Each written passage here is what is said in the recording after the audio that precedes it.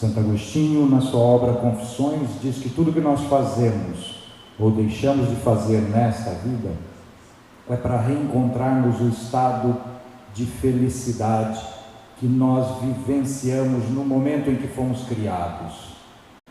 Porque Deus cria com amor, Deus cria por amor. João, o evangelista, diz: Deus é amor.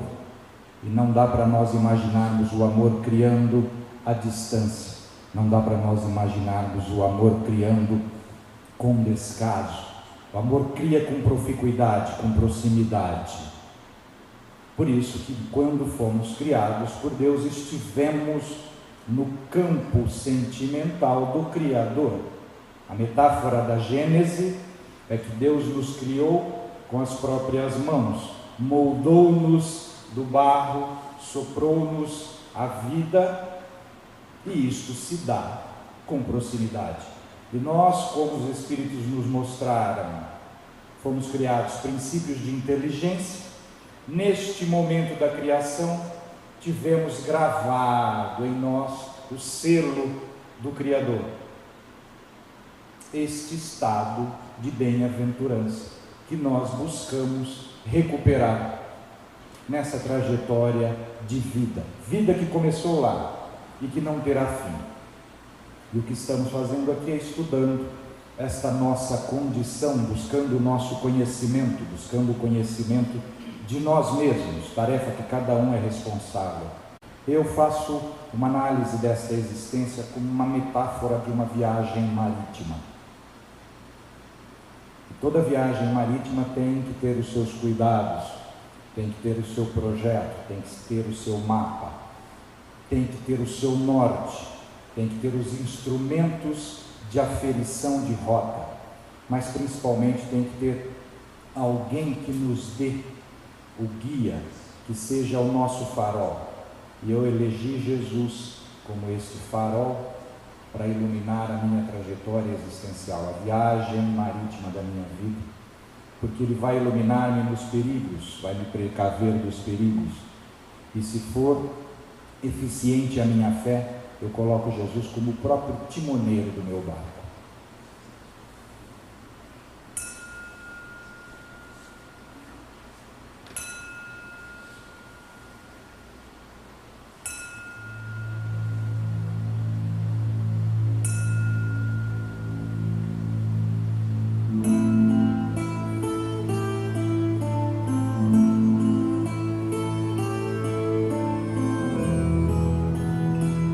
Abençoai, Jesus, mais esta nossa trajetória existencial. Abrir os nossos olhos de ver para que possamos reconhecer verdadeiramente o nosso caminho para a verdade e a vida. Vejo meu mundo, vejo meu mar, leva-me ao longe, o navegar, busco o caminho, o me encontrar, meu timoneiro é teu olhar. Se a noite me falta, a estrela, o luar, levo ainda na alma a intuição a guiar. Se tempestades me assombram,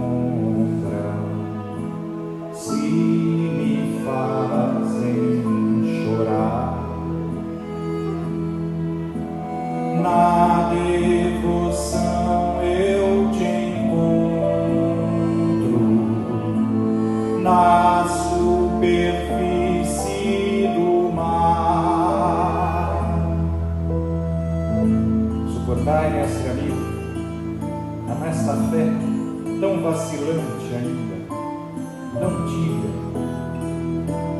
Apoiai-nos nos nossos momentos de dor, abri os nossos olhos espirituais para as verdades infinitas que trouxeste para toda a humanidade com tanto sacrifício.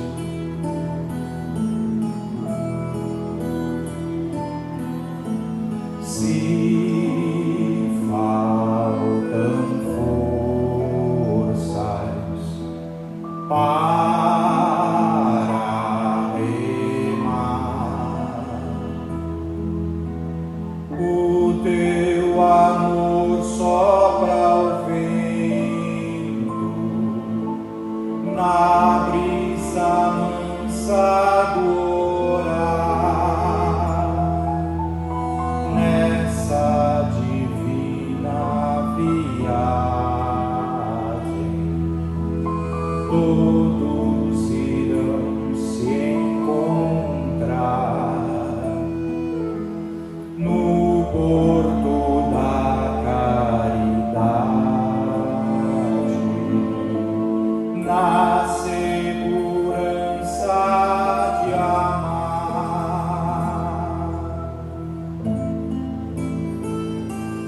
E assim, Jesus, ao cabo de mais esta nossa existência,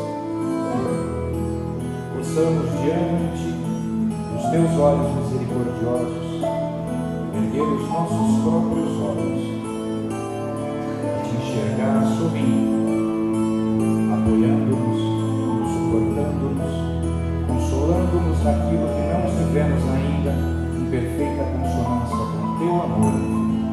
Abençoai-nos hoje e sempre.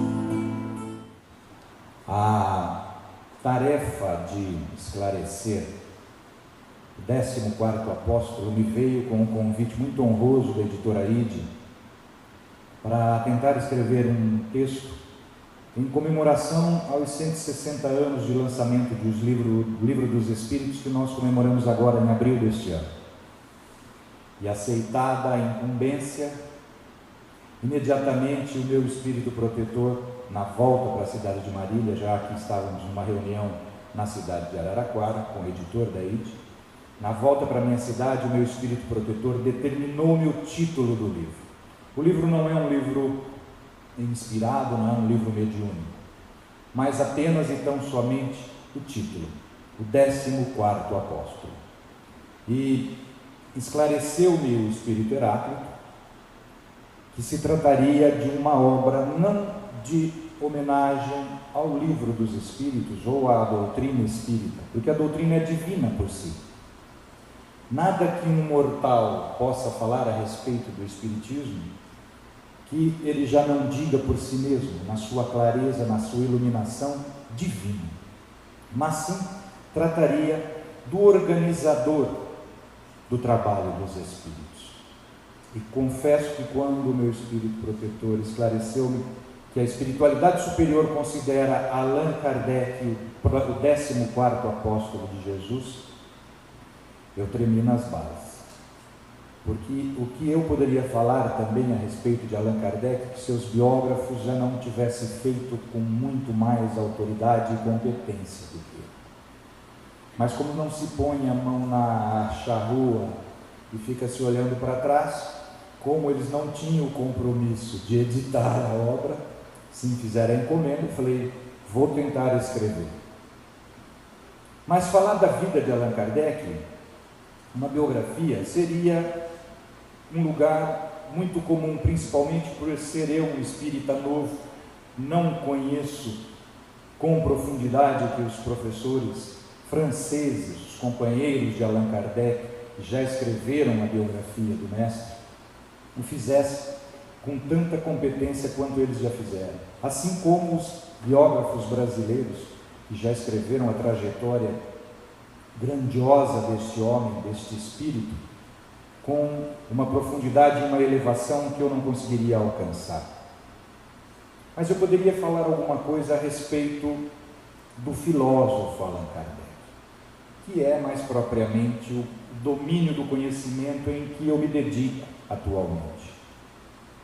E o que eu poderia falar do filósofo Allan Kardec, que o professor Herculano Pires também já não tivesse feito com muito mais competência do que ele.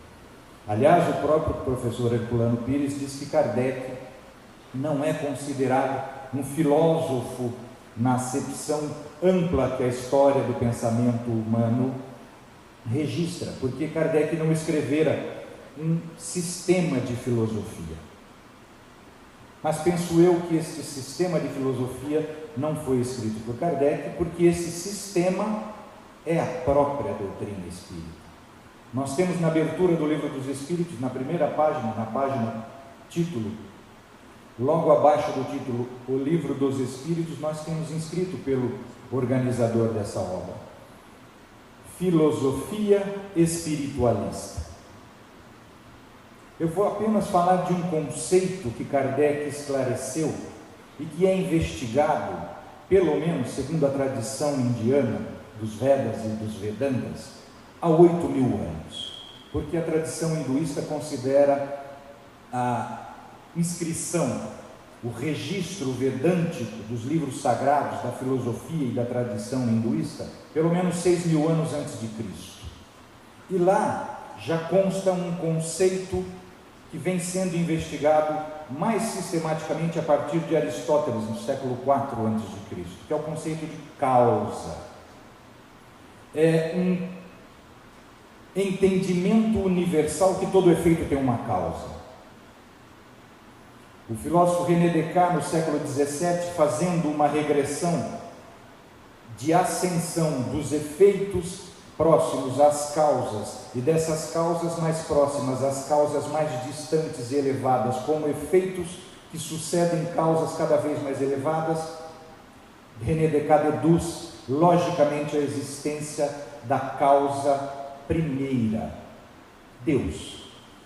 Acontece que esse conceito no século XVIII foi contestado por um filósofo escocês chamado David Hume.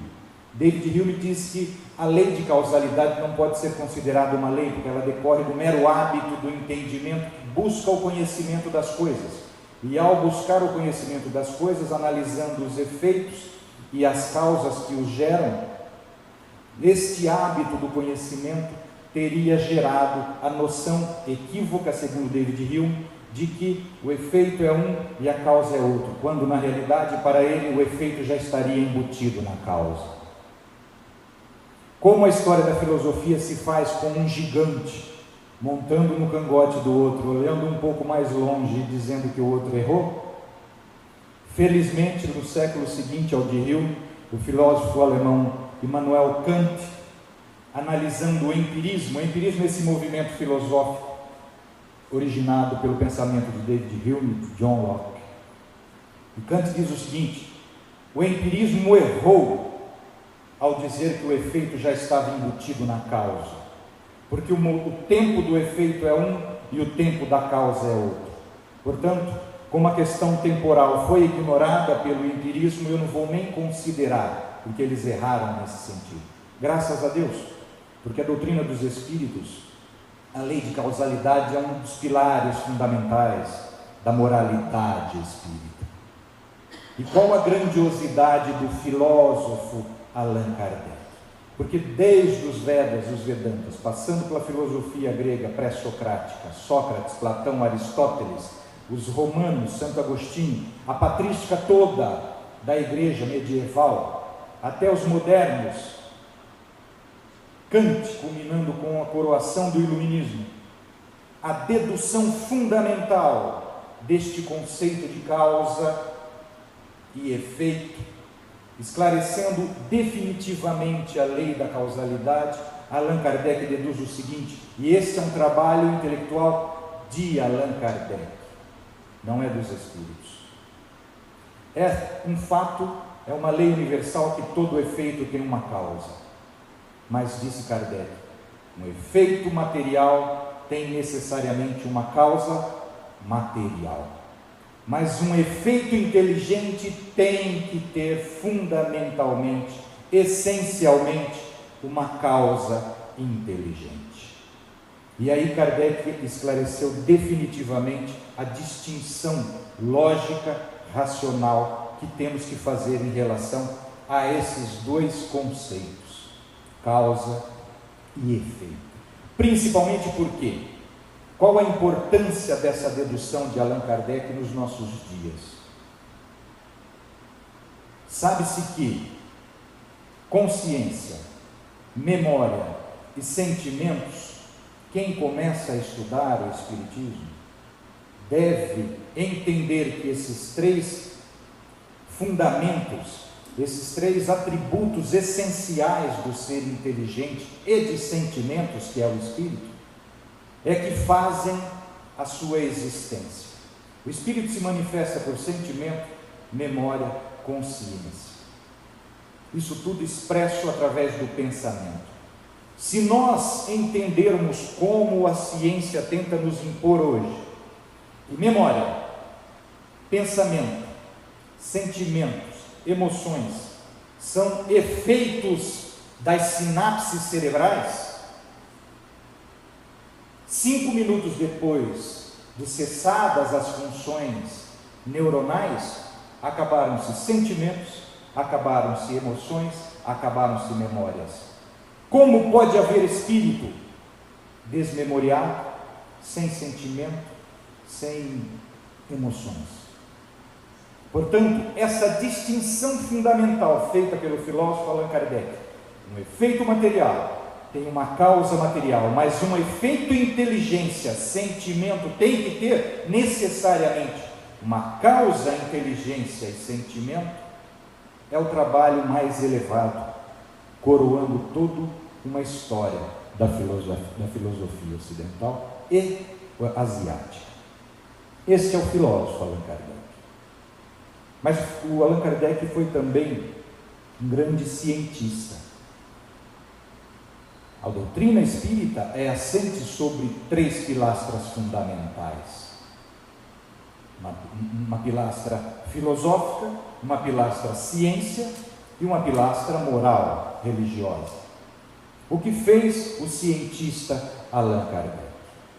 Resolveu todo um drama da filosofia da ciência que tinha sido colocado exatamente pelo filósofo Immanuel Kant, porque o Kant, na sua obra Crítica da Razão Pura, ele deduziu que o ser racional não tem recursos cognitivos para conhecer no sentido filosófico, no sentido aristotélico. Conhecer como Aristóteles define o conhecimento, responder 4 perguntas fundamentais a respeito do objeto da investigação. Se esse objeto é, o que é esse objeto, como esse objeto é e por que esse objeto é. Kant, fazendo a sistematização da filosofia do conhecimento, deduziu que o ser racional não tem condições de conceituar, ou seja, de conhecer na acepção plena da palavra, nem o Espírito, nem Deus. E aí o materialismo festejou, embora Kant dissesse, as ideias de Deus e da sobrevivência da alma são necessidades da razão para que nós possamos dar conta da ideia de liberdade. Kant assevera: se nós admitimos que somos seres livres e que toda a organização racional se faz sobre a ideia de liberdade, esta ideia é fundamental. A razão necessita do conceito, da ideia de Deus e da ideia de sobrevivência da alma, porque senão a liberdade é morta, é ideia vã.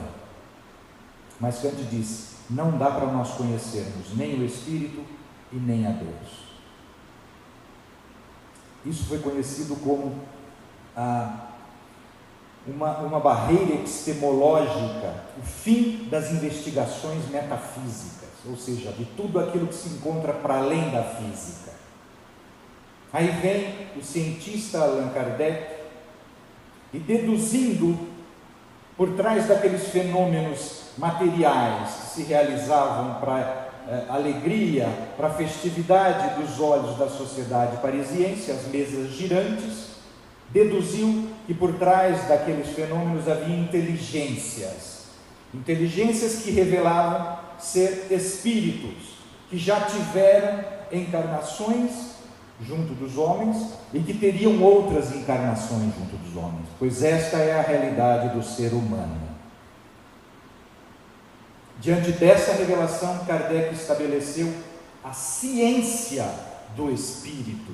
Mostrou como nós podemos investigar, como nós podemos conhecer, no sentido da epistemologia filosófica e científica, o ser transcendente, a metafísica do Espírito. Como?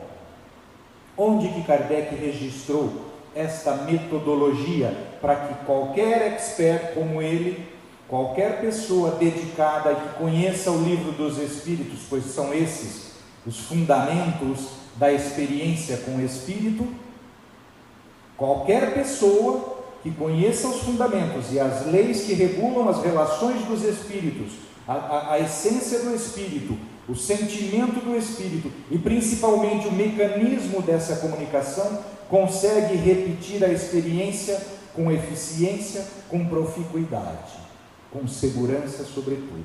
Onde Kardec registrou essa metodologia científica que ele inaugurou? No Livro dos Médiuns. O Livro dos Médiuns é exatamente a metodologia para o conhecimento do ser transcendente. Então, o cientista Allan Kardec, pura e simplesmente, inaugurou a ciência, na acepção positivista da palavra, do Espírito. Foi só isso que ele fez. Mas nós não vamos falar do Kardec filósofo nem do Kardec cientista. Eu prefiro falar do Kardec apóstolo. Por que é que Kardec é considerado o 14º apóstolo de Cristo, escolhido diretamente pelo Espírito de verdade, o Espírito Jesus?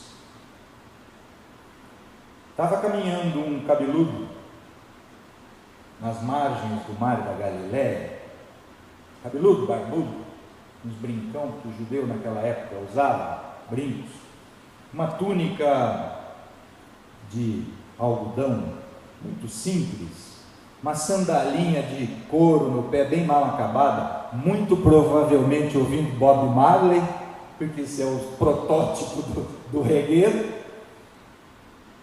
Passando, viu 3 pescadores, chamou-os pelo nome: Pedro, Tiago, João, vem comigo, larga tudo que vocês estão fazendo, que eu vou fazer de vocês pescadores de almas. Se fosse nós, se fosse eu, e ele pedisse para eu largar minhas traias de pesca, né? Eu tenho uma trainha de pesca que eu cultivo, quando a gente vai para a praia, eu gosto de tentar pegar meus roubalinhos. Se passasse um indivíduo com essa vestimenta, com essa fachada, e falasse isso para mim: Paulo, larga a sua traia aí, vem comigo que eu vou te fazer pescador de homem. Eu olhava para ele e falava assim: peraí, rapaz, eu te conheço. Pois os 3 foram, largaram o barco, largaram as tarrafas, as redes e foram. Hippolyte Léon Denisard Rivail era o pedagogo mais famoso da França naquela época. As obras de pedagogia de Hippolyte Léon Denisard Rivail foram usadas, adotadas nas escolas públicas da França até poucas décadas atrás. Quando Hippolyte Léon Denisard Rivail foi chamado pelo Cristo para organizar a obra do Espírito de verdade, ele não só deixou seus afazeres normais, cotidianos, porque alcançou a divindade do trabalho que ele estava sendo convocado para realizar. Ele não só abriu mão da sua profissão para dedicar-se exclusivamente à organização daquele trabalho, como abriu mão do próprio nome. Allan Kardec é um apelido que ele adotou para não influenciar consciências que já o admiravam pelo seu trabalho de pedagogo.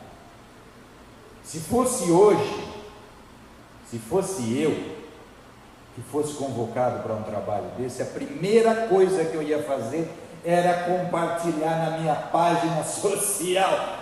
Gente do céu, vocês não imaginam o que eu descobri. E segue aí que é coisa boa. Não é isso que a gente faz? Não é isso que a gente tenta fazer com todo mundo? Afirmar sobre eles o nosso pensamento, a nossa verdade, principalmente valendo-nos da nossa parca influência? Não.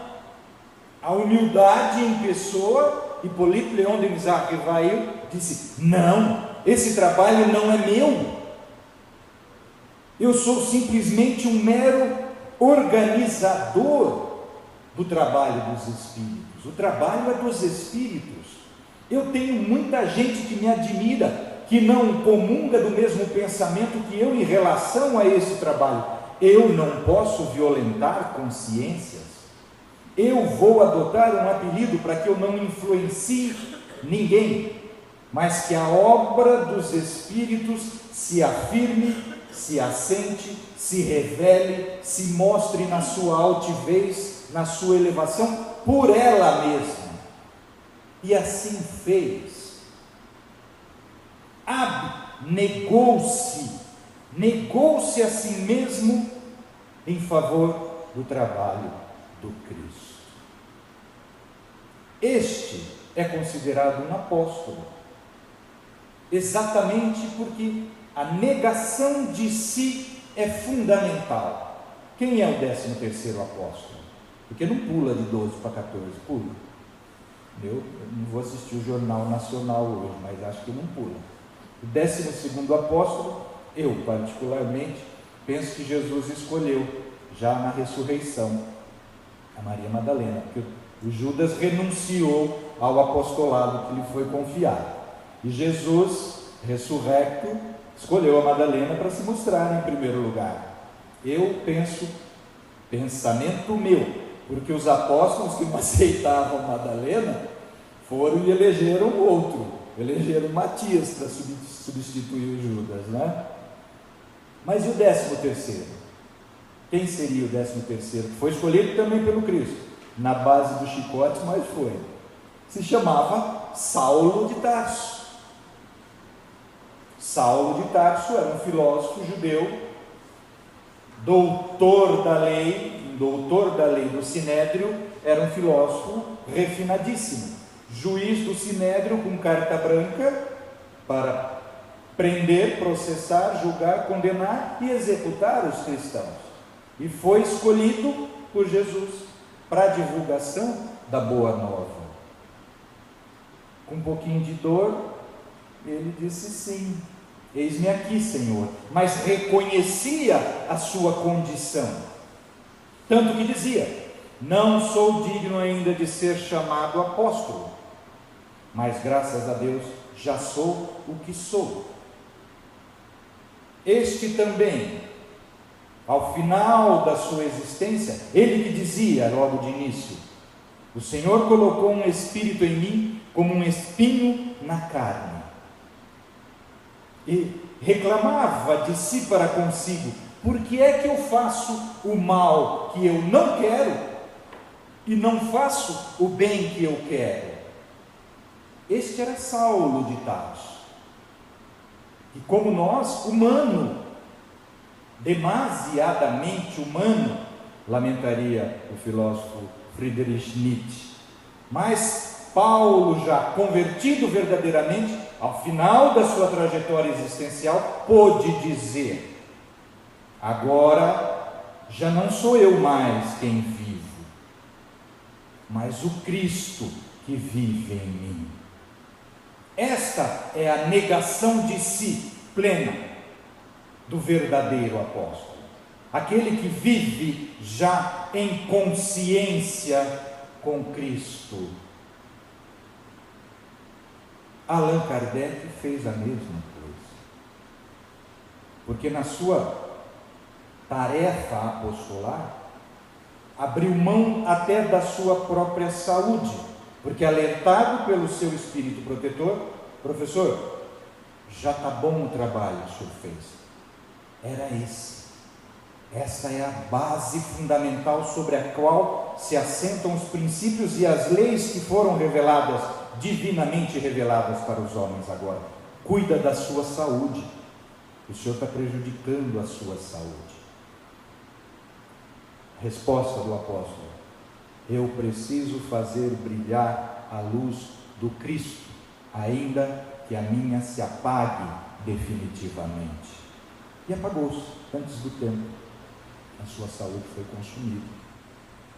Mas ele dedicou o que tinha de bom e de melhor, de mais profícuo, de mais verdadeiro nele, ao trabalho do Cristo. E esse trabalho de Allan Kardec, eu sou tributário, por quê? Salvou esta minha existência.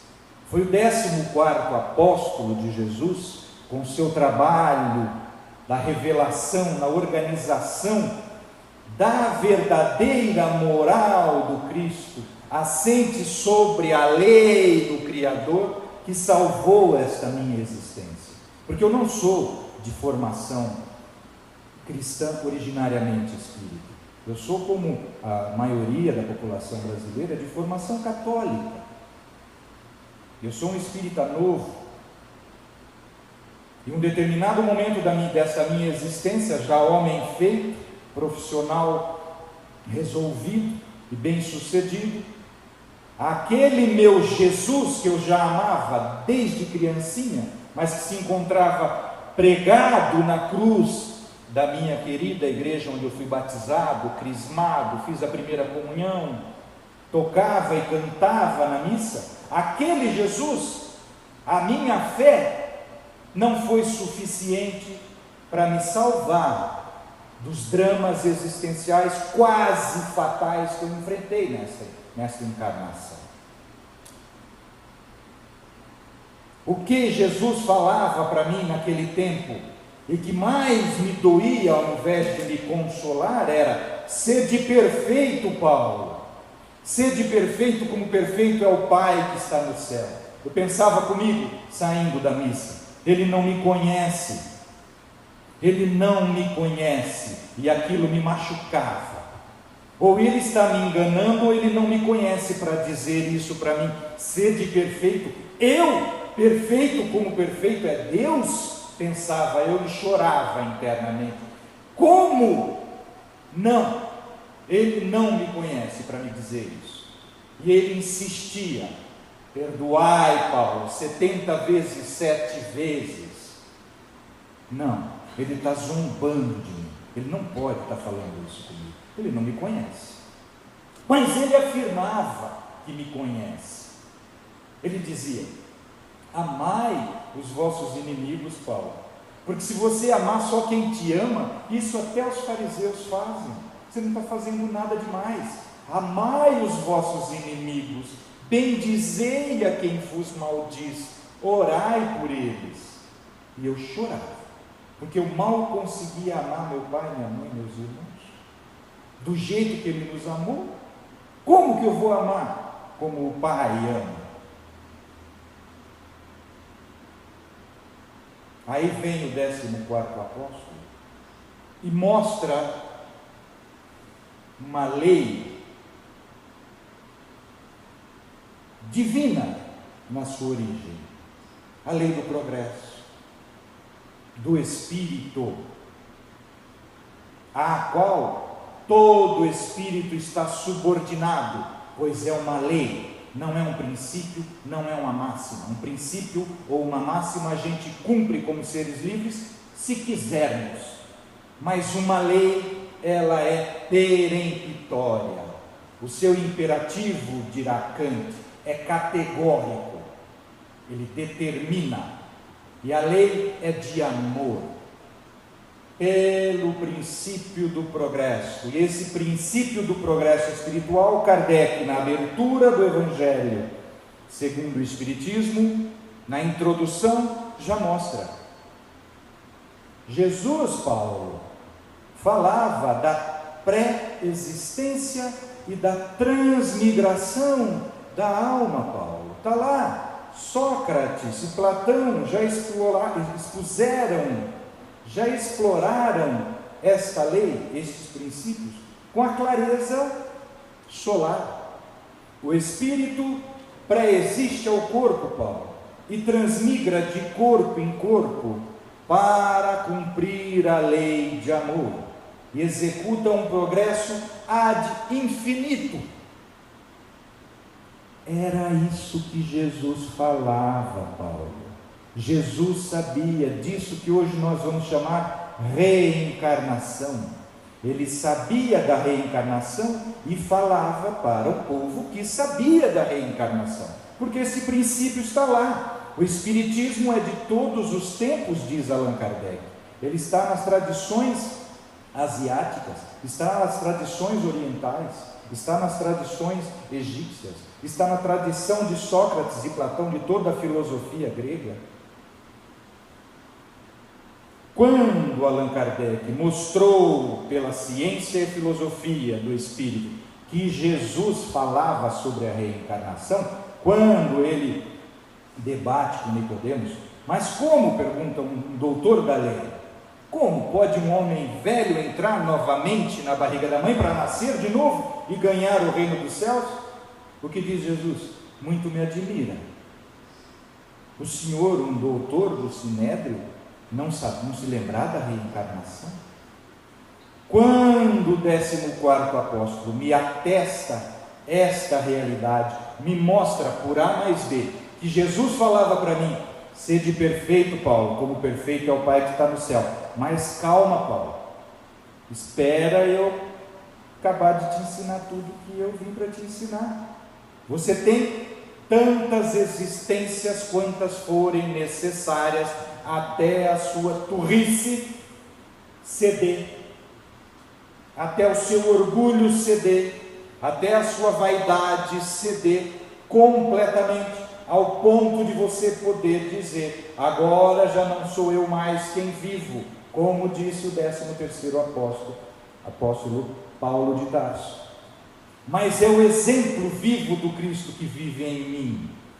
Quando Kardec me mostrou isso, eu falei: meu Jesus, me perdoa, porque eu duvidava de você. Eu não podia admitir que tu eras um espírito enganador. Eu simplesmente acreditava, na minha ingenuidade, na minha inocência, que você me impulsionava o ânimo apenas para eu tentar cumprir a lei, mas eu sabia que era impossível, porque tu eras grande demais para mim. Agora tu descestes da cruz e vem exatamente do meu lado, vem mostrar como é que se faz, como é que se nasce, como é que se vive, como é que se morre, Paulo.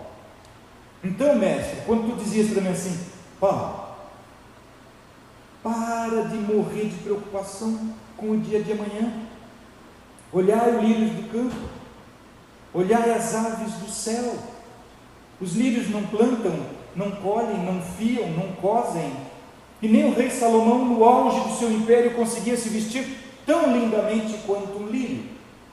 Olha as aves do céu, Paulo, elas não plantam, não colhem, e nem o Pai deixa lhes faltar o alimento. Por um acaso, Paulo, o Pai ama mais as aves e os lírios do que a vós, homem de pouca fé? Para que se matar de preocupação com o dia de amanhã?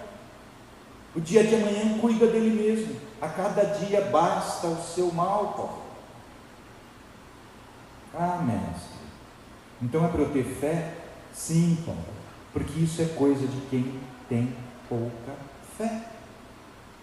Se tivesses fé do tamanho de um grão de mostarda, Paulo, diria para essa montanha de iniquidade, para essa montanha de mágoa, para essa montanha de rancor que você carrega em relação ao teu semelhante, quando na verdade nem ele mesmo sabe que te ofendeu tanto, só tu que carregas essa mágoa, Paulo. Perdoa 70 vezes 7 vezes, porque com certeza, se ele não age como você e te ofende nesta mesma situação, é porque ele não aprendeu ainda, Paulo. Tu teves experiências passadas que te deram esse ensinamento, que tivestes essas experiências. Ele não. Então, se você fica cobrando do seu irmão uma experiência que ele não tem, o problema não é dele, Paulo. Perdoa ele, porque ele não tem para te dar. E quem cobra de quem não tem para dar, é de si mesmo. É desse mesmo o problema. Perdoa 70 vezes 7 vezes. Aí esse Jesus fez ressurgir em mim uma fé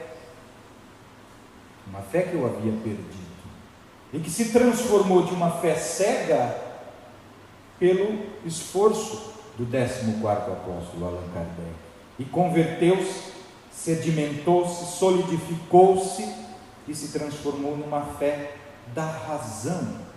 E uma fé da razão é a única, como ele colocou lá na abertura do Evangelho. Fé inabalável só o é aquela que enfrenta, que encara a razão frente a frente em todas as eras da humanidade. Esta é a fé que eu estou edificando em mim. E hoje, quando Jesus vem e diz: Paulo, presta atenção, se o mundo te aborrece, saiba que antes ele aborreceu mais a mim. E eu nem por isso, Paulo, saí do mundo aborrecido com o mundo. Eu saí do mundo em paz com ele, bendizendo a minha crucificação, Paulo, rogando ao Pai por todos aqueles que pensaram, Paulo, que estavam me ofendendo, porque eu sabia que eles iam sofrer logo em seguida, porque a consciência ia lhes mostrar o seu equívoco. Então, Paulo, não se aborreça tanto com o mundo, sede manso, Paulo. Bem-aventurados os mansos e pacíficos, porque eles verão a Deus, eles herdarão a terra. Esse Jesus que Kardec mostrou para mim, um Jesus que verdadeiramente me conhecia mais do que eu mesmo. E aí, quando ele diz para mim hoje: Paulo, presta atenção, se vós fosseis do mundo, o mundo vos amaria mais do que eu, mas como antes do mundo eu vos escolhi para o mundo, eu vos amo mais do que o mundo. Este foi o Jesus que o apóstolo Allan Kardec me mostrou, com o seu trabalho, com o seu sacrifício profissional, com o seu sacrifício vital. E hoje eu posso já dizer para o meu Jesus, com toda a minha tranquilidade de vida: não sou digno ainda de ser chamado apóstolo, mas graças a Jesus eu já sou o que eu sou. E é por isso que eu canto para ele assim.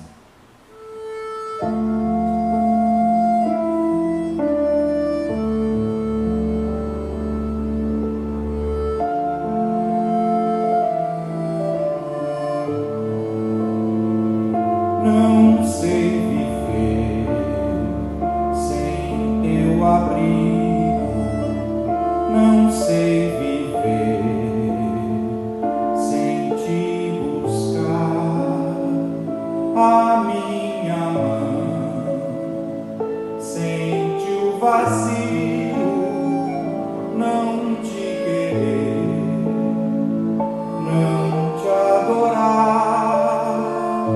para sentir o que eu vivo. Não é preciso procurar fora de mim, noutro lugar,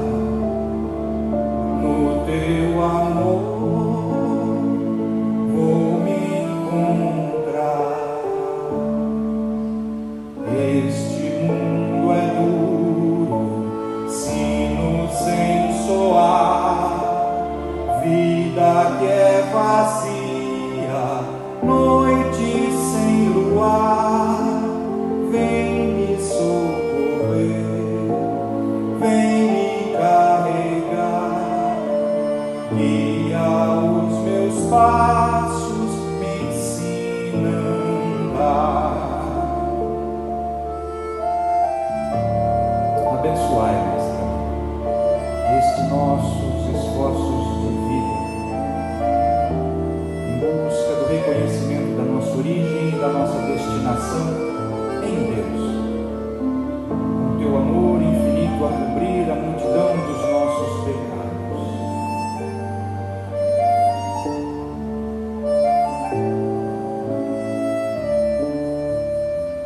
Com tua mão me conduzindo, posso seguir sem vacilar.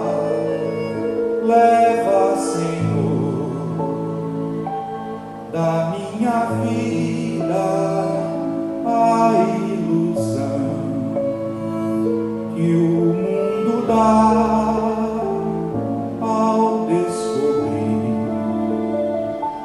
teus olhos mansos a me prender, me iluminar. Sinto viver o despertar, o sol da vida, o clarear. Já não tenho escuro, o mundo a gritar. Sei que és meu refúgio, posso descansar. Eu me entrego a ti, todo o meu penar. Faço dos teus passos meu caminhar. Faço dos teus passos meu caminhar.